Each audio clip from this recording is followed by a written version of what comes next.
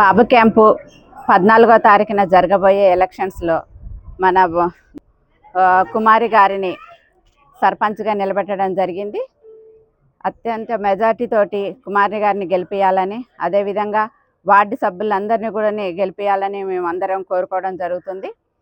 ఇంకొక ముఖ్యమైన విషయం ఏంటంటే 30 సంవత్సరాల నుంచి వెంకన్న గారు మన బాబు క్యాంపుని కాపాడుకుంటూ రావడం జరుగుతుంది. వాళ్ళకి మేము ఎంత చేసినా కూడా రుణం తీర్చుకోలేము. అదేవిధంగా వెంకన్న గారు మన బాబు క్యాంపుని కంచుకోటలాగా కాపాడుకోవడం జరుగుతుంది. ఆయన చుట్టూ ఒక కంచెలాగా తయారయ్యి బాబు క్యాంపుని నిలబెట్టుకుంటున్నారు.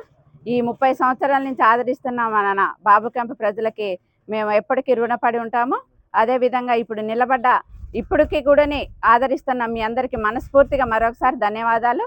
అదేవిధంగా మేము చేయబోయే కార్యక్రమాలు ఇంకా చాలా ఉన్నాయి. మన సాంబశివరావు గారు నాయకత్వంలో ఫండ్స్ ఉన్నాయి.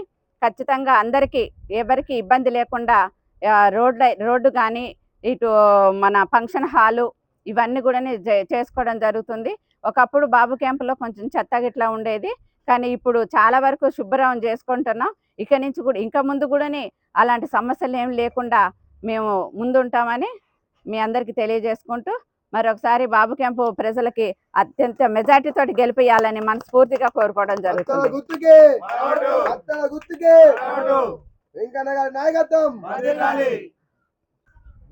లూనవతి కుమారి గారికి కత్తెర గుర్తు మన సర్పంచ్ గారిది. అదేవిధంగా వార్డు సభ్యులకి 11 మందికి గౌన్లు వచ్చాయి, 3కేమో గ్యాస్ పొయ్యిలు వచ్చినాయి. కాబట్టి అందరినీ కూడా కన్ఫ్యూజ్ కాకుండా నెంబర్లు చూసుకొని పేర్లు చూసుకొని 7 గంటల నుంచి 1 గంట లోపు వచ్చి సద్వినియోగం చేసుకోవాలని మనస్ఫూర్తిగా కోరుకుంటున్నాను దుర్గారాశి వంశం నుంచి.